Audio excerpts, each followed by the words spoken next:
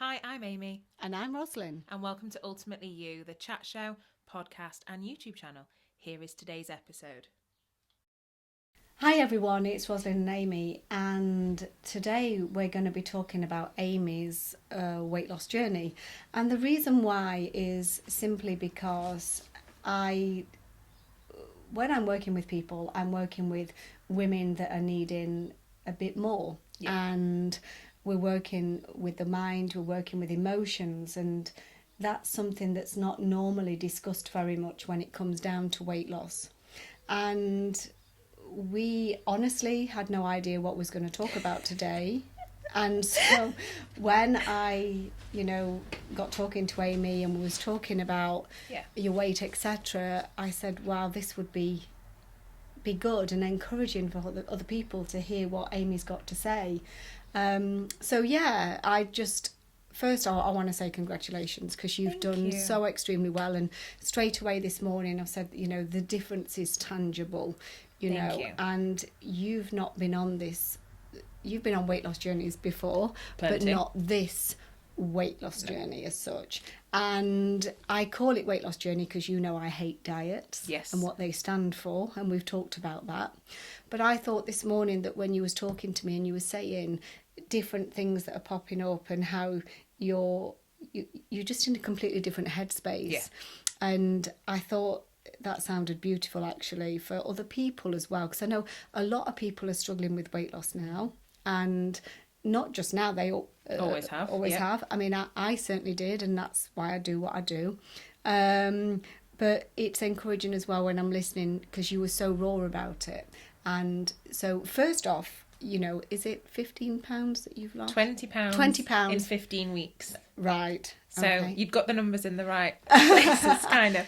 But I think when we were talking about it, obviously you can't, client confidentiality, you can't have your clients come out and preach what they've been through, but I can, because I have a space to do so.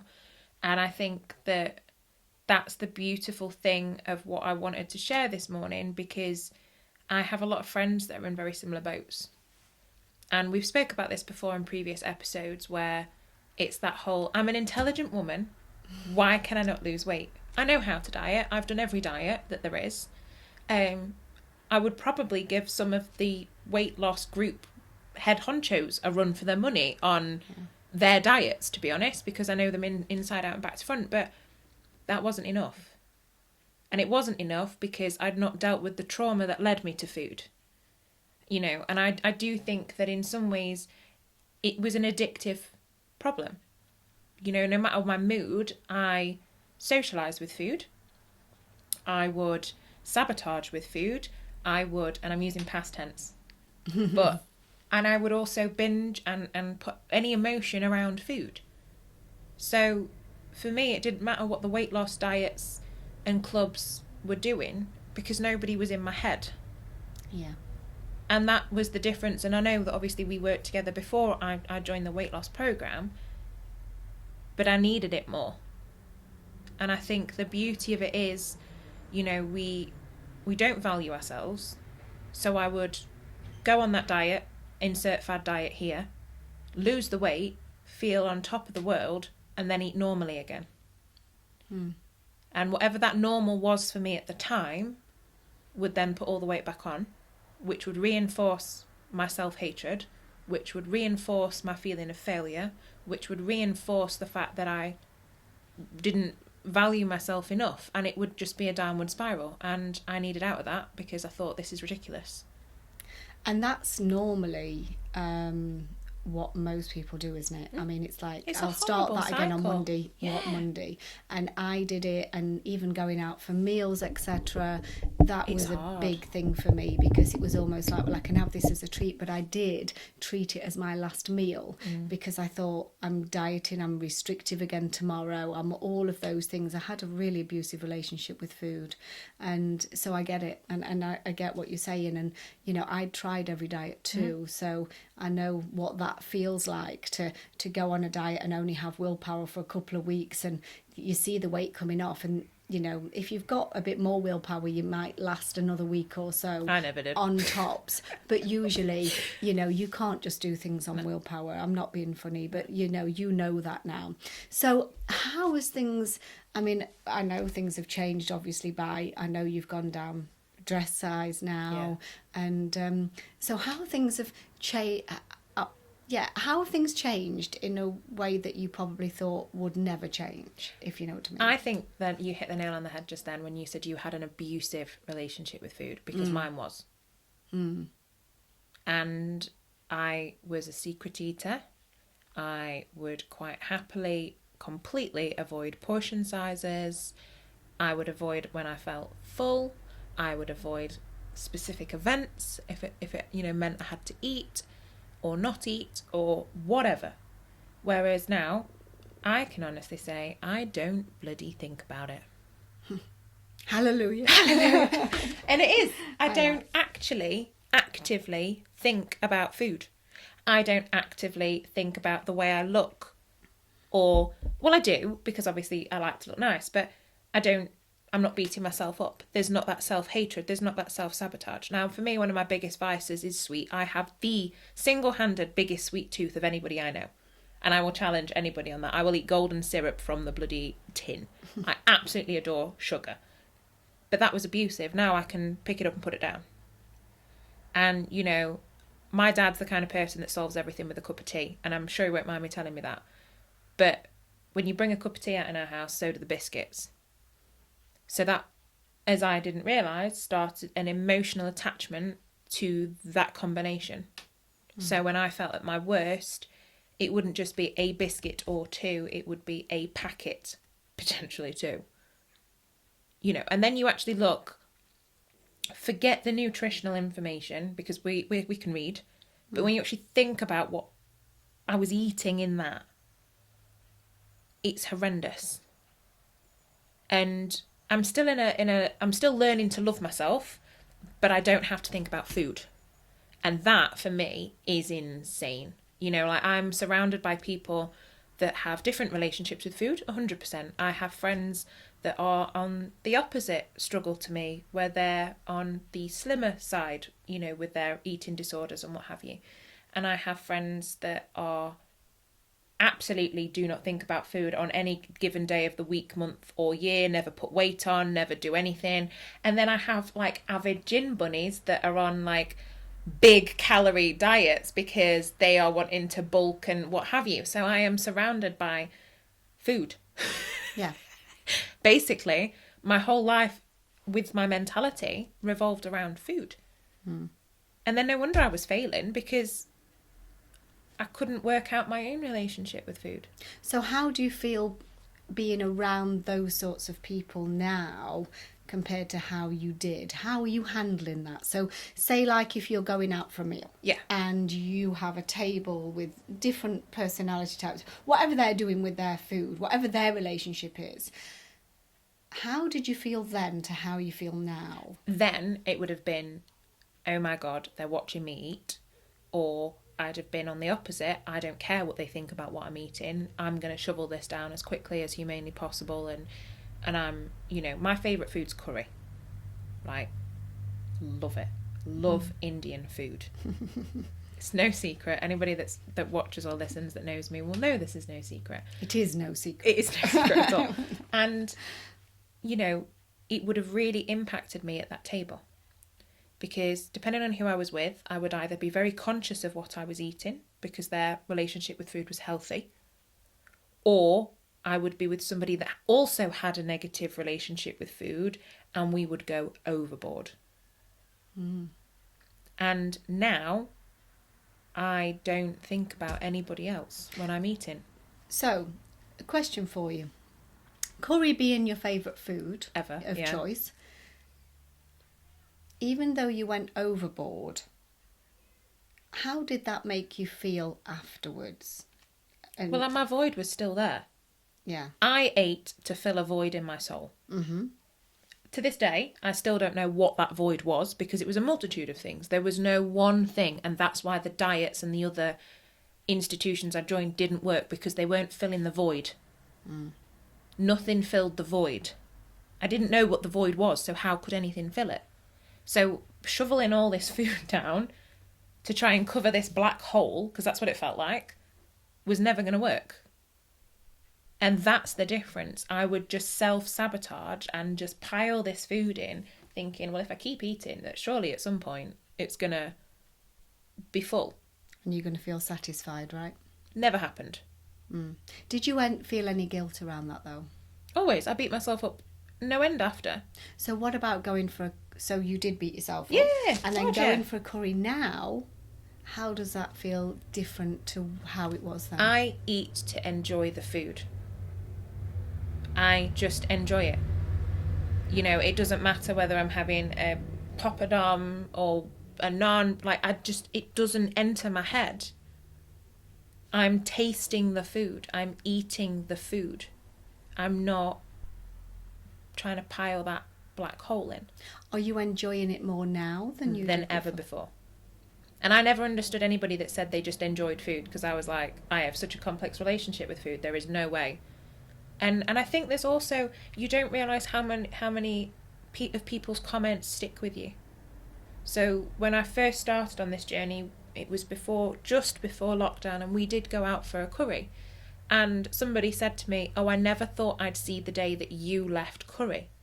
And it was a perfectly innocent comment, but I had to really think about that, because I thought, hold on a minute, I'm not letting myself guilt trip me back into eating and overeating because that one person said, oh my God, I never thought I'd see the day you left curry. And it's easily done, isn't it? I mean, I know I've had clients, and it could be their partner, or it could be somebody else, and it sabotages their efforts, because you know, there you are building yourself up and getting rid of the emotional baggage, so to speak, and it's learning to, I guess, you know, people around you who are going to encourage you and be happy for you on your journey, and then there's other people that maybe not be able to keep up with you and can be negative about the change, and sometimes that's a little bit of envy or jealousy as well. And I find that a lot in the weight loss, because people struggle themselves, that they can be quite critical of those that are.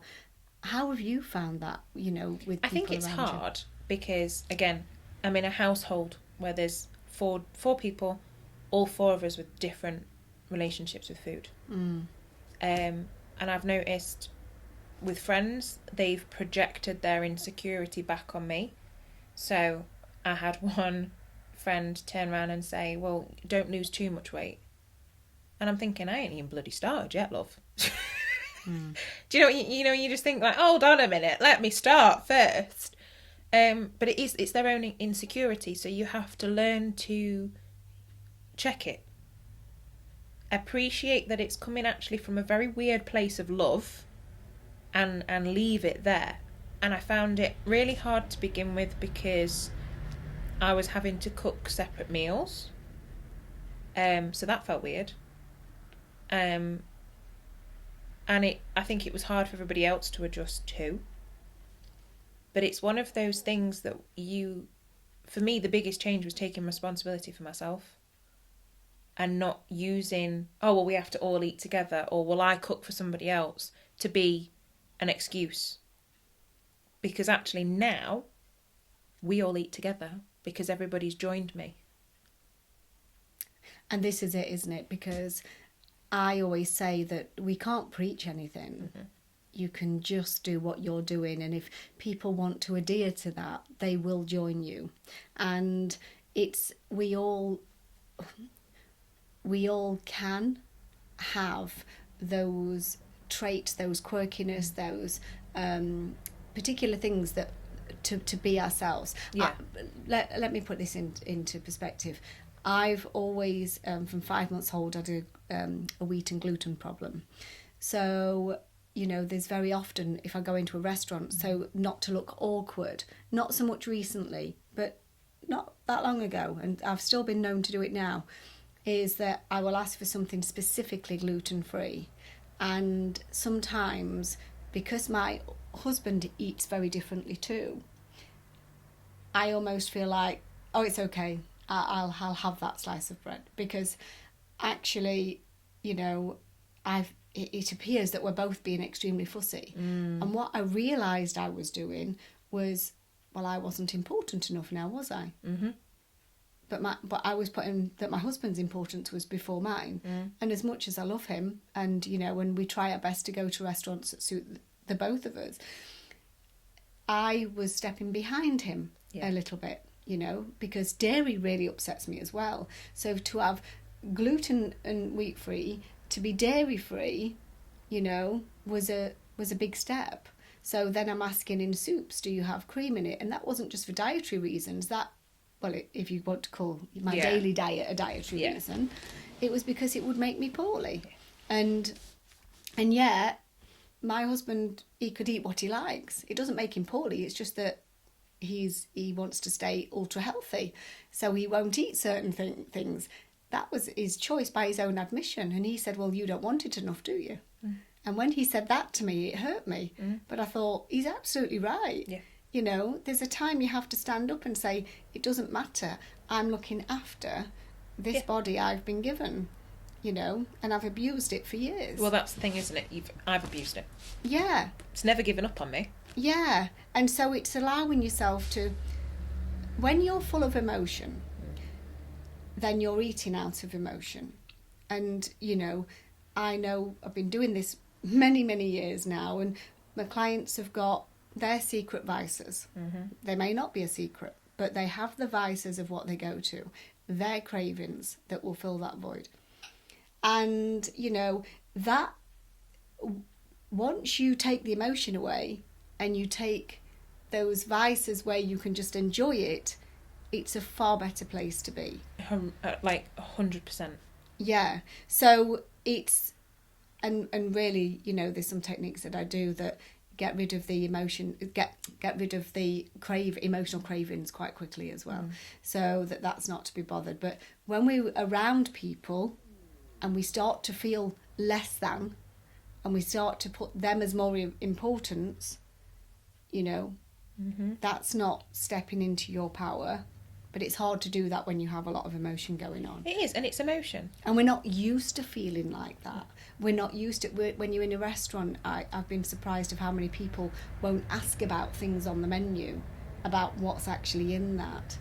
Because they're in a menu, they're in a restaurant, they're looking at the menu. They daren't do that, you know.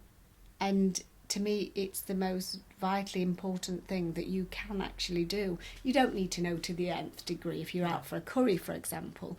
But if something comes and it's got a lot of cream in it, like I say, I'm going to be in bits. If it's got lots of gluten in it, I'm going to be in bits. You know, but I've sacrificed that for somebody else. And I've seen that with clients too. And it goes back to that emotion and that void. Because, like I said, I didn't know what I was trying to fill. And the thing is, 9 times out of 10, we don't. Yeah. I didn't know with me. Still don't know what it was, to be fair, because it was a multitude of things. And, you know, like I said to you, I've been quite stressed these last couple of weeks. So I haven't lost any weight on the scales. But I'm shrinking. Yeah. So it's also taking the pressure off yourself to go, oh my goodness, every week I have to have lost X. Because for the first 6 weeks, I didn't weigh myself. Because I had such a negative relationship, if that's the word, with those scales. Because that number defied my worth. It doesn't anymore, but it did. So I thought, no, for 6 weeks. And I remember saying to you, I'm not going to weigh myself. I weighed myself at the beginning. And then for 6 weeks, I didn't. And then I found actually I dropped quite a lot of weight. But I didn't see a big difference at that point in myself. And then now I'm seeing the differences, and the weight loss itself is slowing. But I know that even though I've been stressed, those vices that I have not been comforts. I've not reached for the biscuit tin or the ice cream or the chocolate, which were all my go-tos and all I still enjoy. Massively still enjoy them. But I don't try and fill the black hole with them.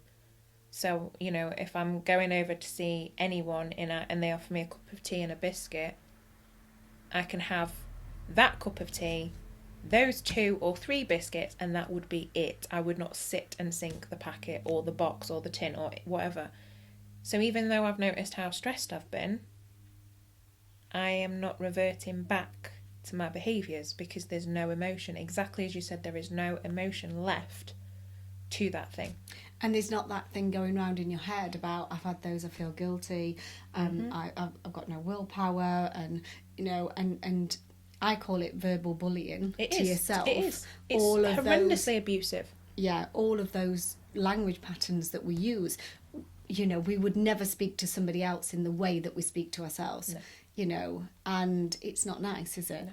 So I'm guessing now when we think about your headspace. Yes. Because I know with myself that when I wanted to lose weight, my mind was continually on weight. It was on food. It was on what I can do, what I can't do. Is this okay? Is that... Honestly, I don't know how I lived like that. I don't know how I lived like that either. And I will be brutally honest with that. Yeah. Because again, the closest people to me all have completely different relationships with food. And my brother, who is also like my best friend, can eat whatever he wants. Genuinely can 100% never put weight on. I mean, it annoys him, don't get me wrong. And we've had exactly the same upbringing, exactly the same relationships with food with both of our parents, brought up in the same house, and we're completely different. And I used to compare myself to him a lot as well, and thinking, oh my goodness, well, if he can do this, why can't I? And oh my God, I used to beat myself up something horrendous. Whereas, you know, every week we go to the pub and we go to a pub quiz, and we normally eat there. And even that was an ordeal. Because I'd look at his plate or look at my plate. Another one of our friends that goes to the quiz is slim and beautiful, and she just eats what she wants and she knows when she's had enough. And then the other one is literally bulking, so he probably eats a small child a day, to be quite honest, which is great. But then I would feel so out of place at that table with what I wanted to eat. And now it literally, like last night, just turned up, ordered what I want and ate it. Drama free. Not that anybody else knew the drama that was going on, but... And enjoying your food as well at the same time. And being able to leave it if I'm full. Yeah. You know, and even ridiculous things. So if I knew I was going out for a meal, the rest of the day I would go into that mindset of, well, I'm going out for dinner later, so it doesn't matter.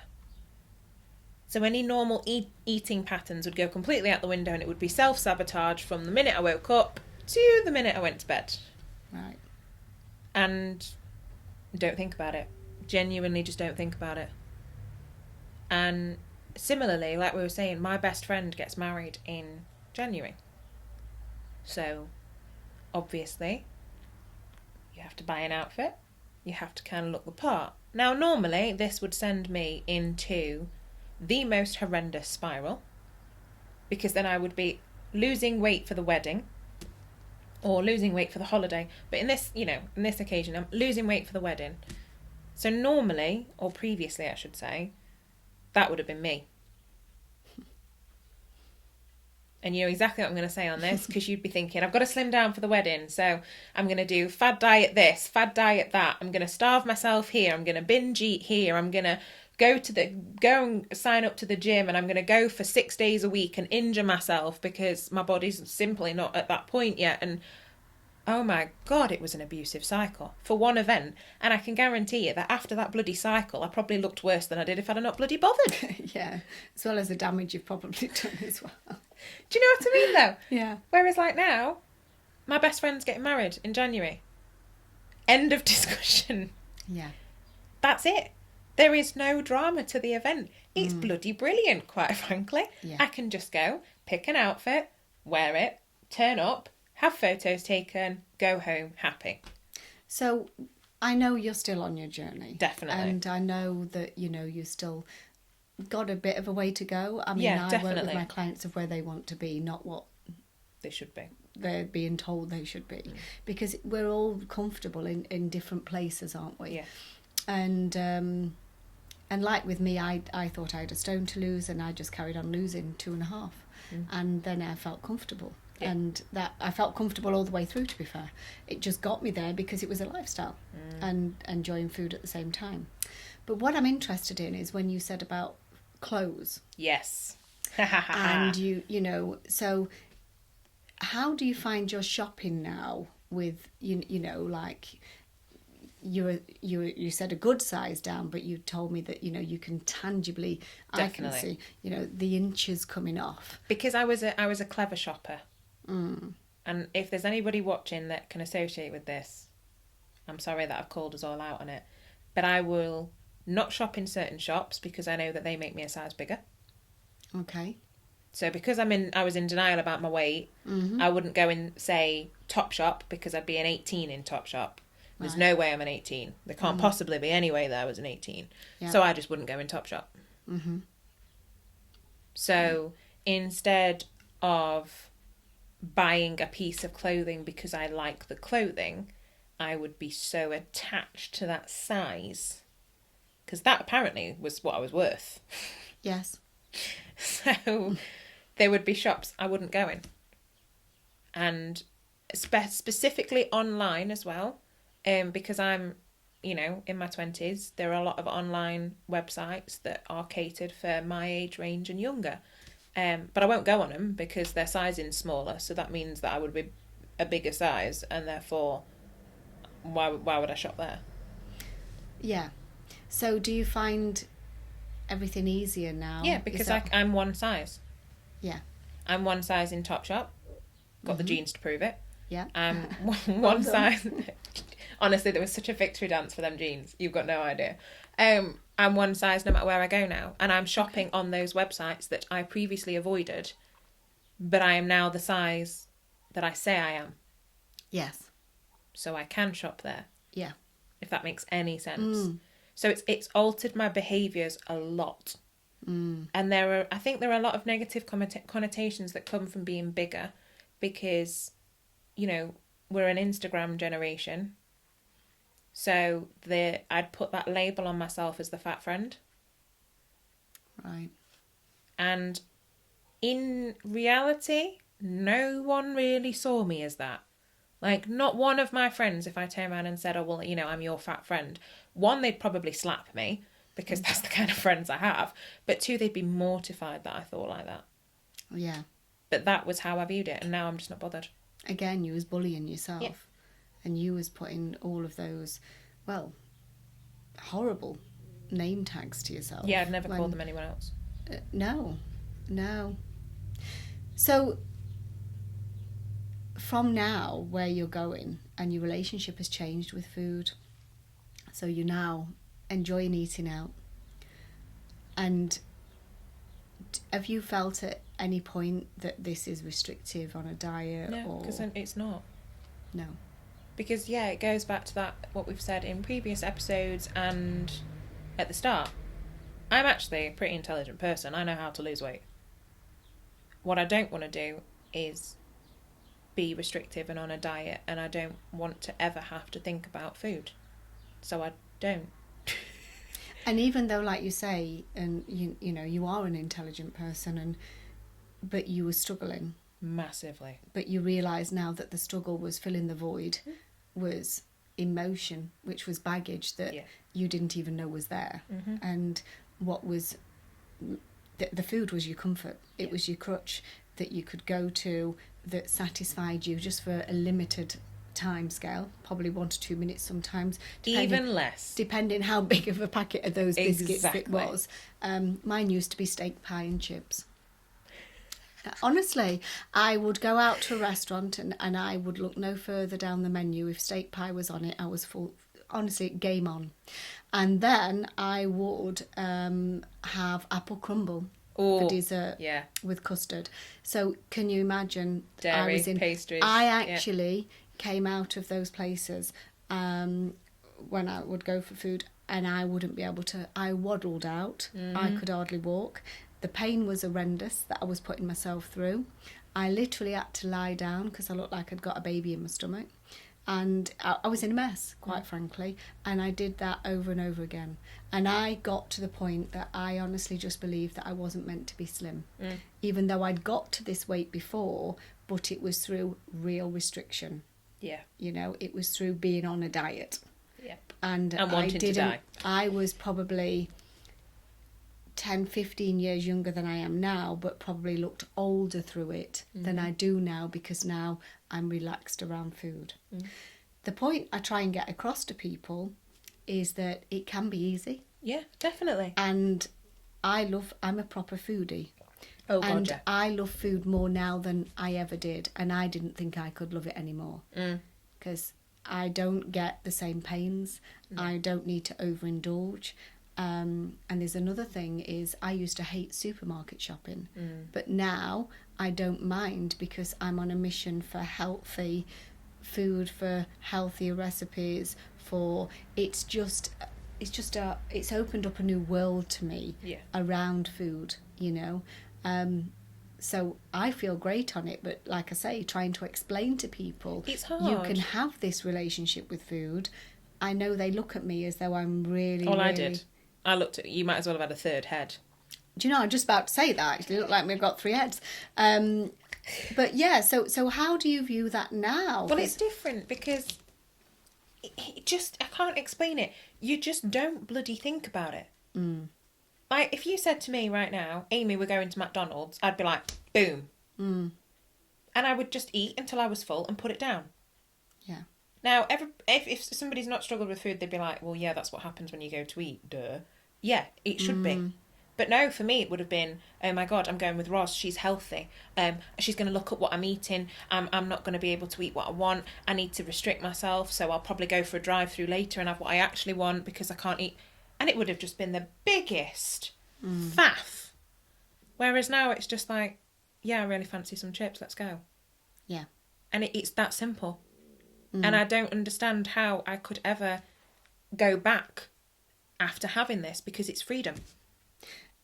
Exactly. Freedom in capital letters. Literally. And thinking about, if you were to do that and go to, you know, a restaurant today and eat whatever you want to eat and enjoy it, what about, you know, do you have in your mindset of, right, I need to be healthy tomorrow? Or is it just... No, I might cut back a little bit if I've gone and, you know, I'm out again for a meal tonight, so that's 2 nights in 2 days. So tomorrow I will probably just cut down on carbs. Yeah. Because they do bloat me. I know they bloat me. I'm also wheat and gluten-free, but even the wheat and gluten-free options are quite bloaty and quite carb-heavy.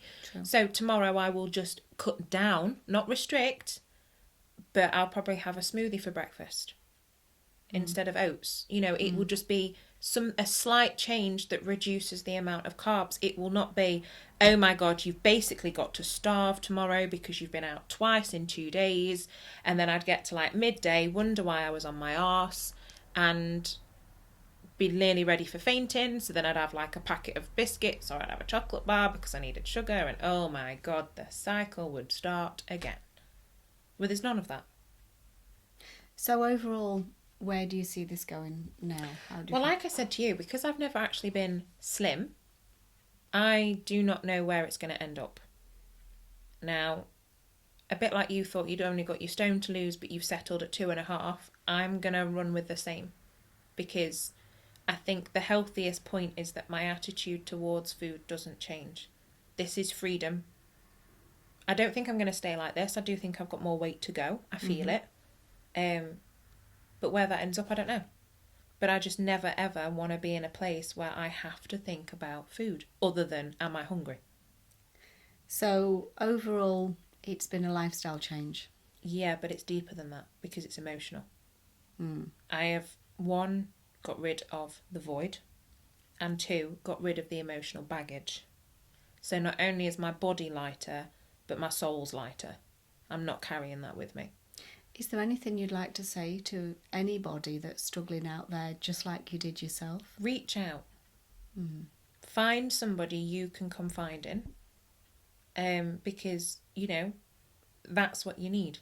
If I'd have never confided in you, and I know that you do this with clients, and I knew that you did this with clients, but for me it was also, I had to take responsibility. By confiding in you, that meant that I had to change. And I think that was valuing myself enough to realise that I couldn't continue the way that I was. And if anybody is in that negative space where they can't seem to pick up the food in a healthier way, stop beating yourself up. It seems like the most naive thing to say, considering everything that we've said, but genuinely, half of the time, it's not you.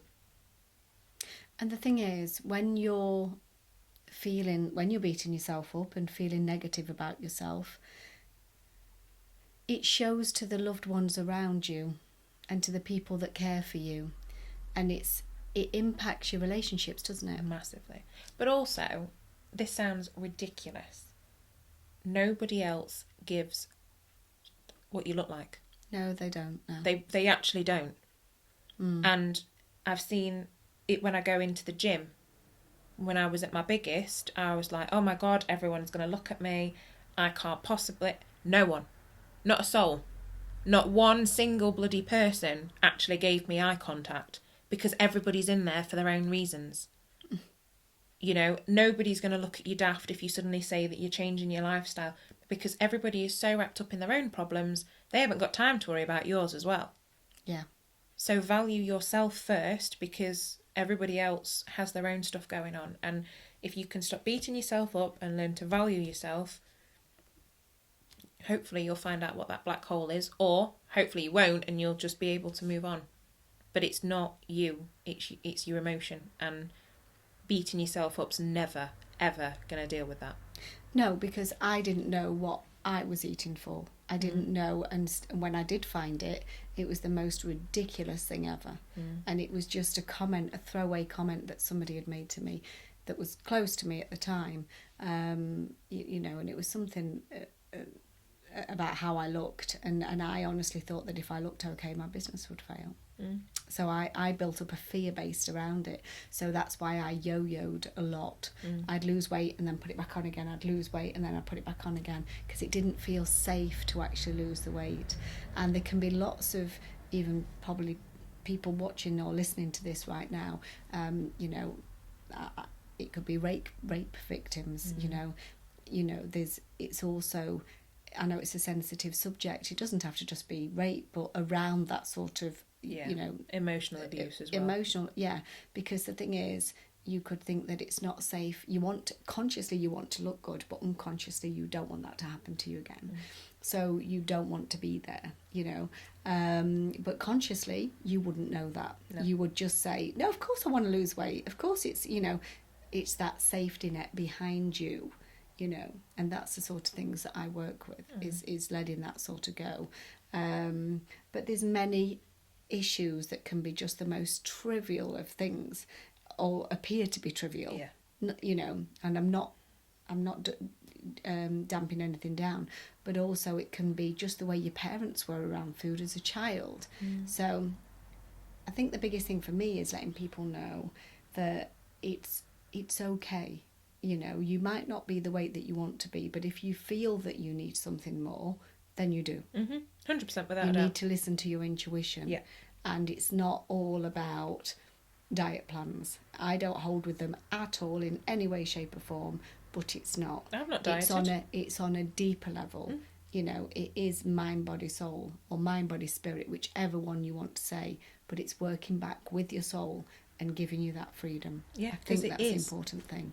It's freedom. Yeah. I never ever thought, just like you, Amy, I never thought that I would see the day that I didn't have the issue with food. It was such a big part of me. It makes me even feel emotional now to feel how good it feels not to have that. If I want to go to the coast and I want to have fish and chips, there's no guilt. No. It's not even a thought. There's no anything actually, but I have become sensitive in a good way to what my body does want, because I blocked it out for years. So I didn't know, you know. I've become more sensitive, but in a good way, of like, no, my body's rejecting that actually. I can feel that. So I have such a good relationship with food. I never want to turn any meals down because I have no reason to. No, exactly. And that's the difference. You know, and I always stick to the 80-20 rule. You know, 80% of the time I am healthy. And, you know, and I don't class any foods as really out of bounds. It's more of a fact of I just choose not to, because actually right now I just don't want it.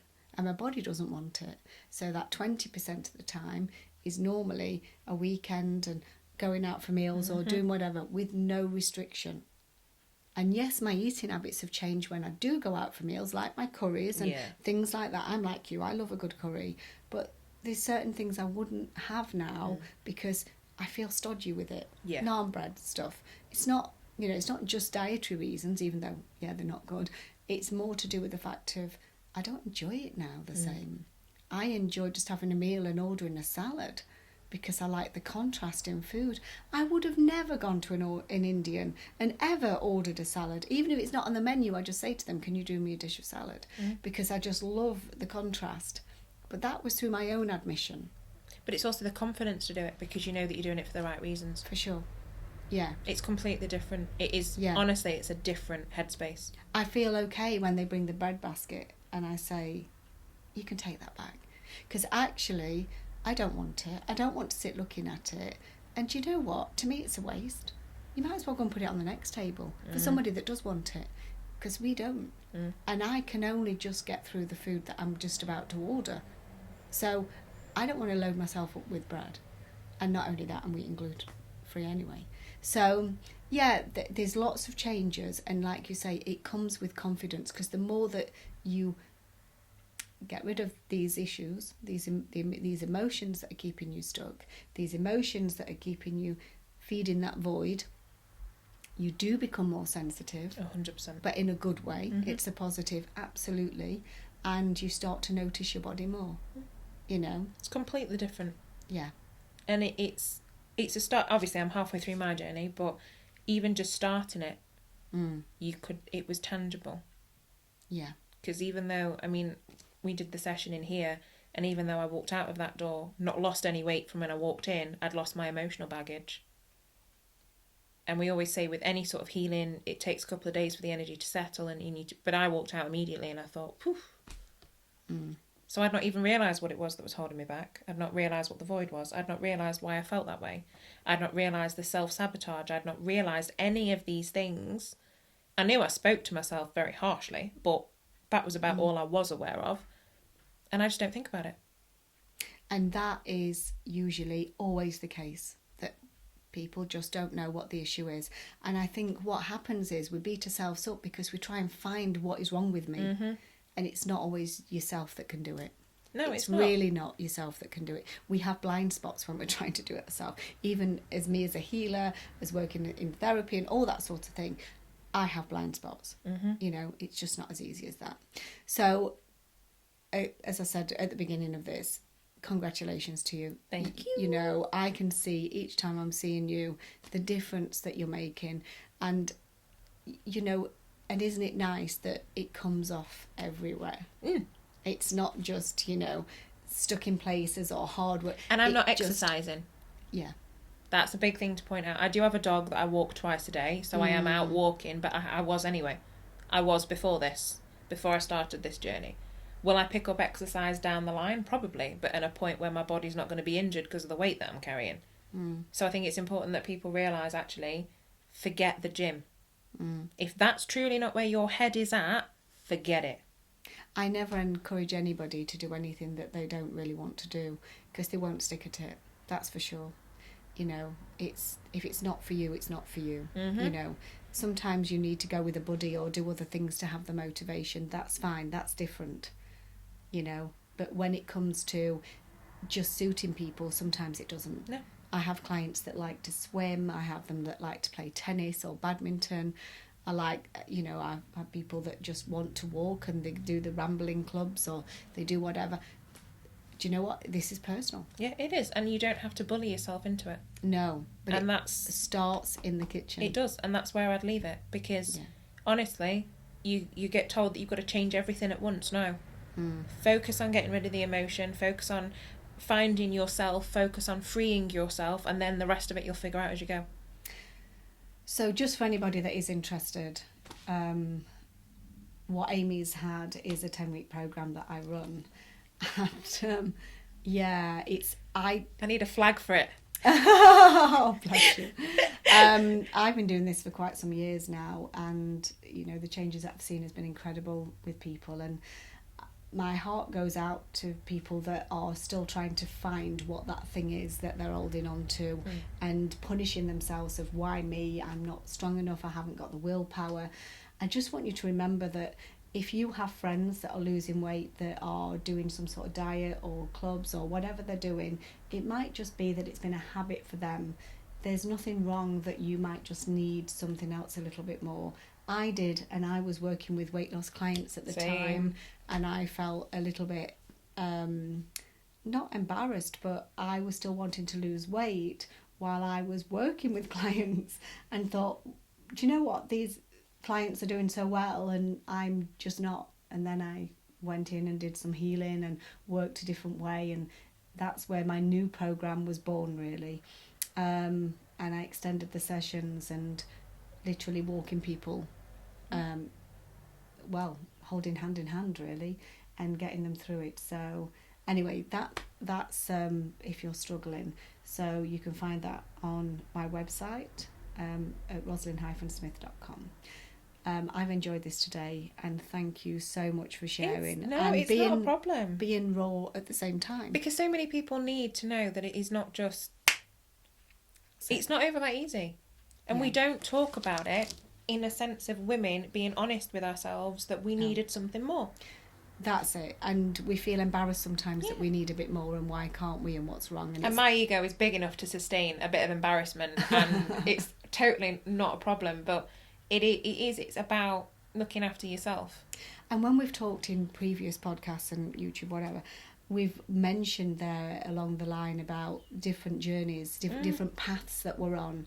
So if you haven't heard of those podcasts, then take a look, because definitely it will make sense. It will make sense to your path on to why you are probably struggling a little bit with weight. You know, I talk about past lives, things like that, so it may not just be this lifetime. And believe me, I never thought that was going to be a road I would take until I started having clients coming through. And I was one of them. You were one of them, Amy, of where the past life came into it. And then it made sense. And once things like that are healed and let go of, it's really surprising. Beautiful, actually. Oh, we've cried no end, but we always do anyway, because I am a crier. But it's just one of those, isn't it? It is. So thank you for watching, listening. If you would like to subscribe to our channel, that would be great. We put this out on social media every week. But join our community, and we like to talk raw and frank about as many things as we can, because our mission is to help people to be able to move forward. Definitely. And it's usually through what we've been through, either ourselves or the knowledge that we have, you know, with healing, with spirituality, you name it, whatever we can throw, whatever we know, then we're here to help. So enjoy your day, and bye.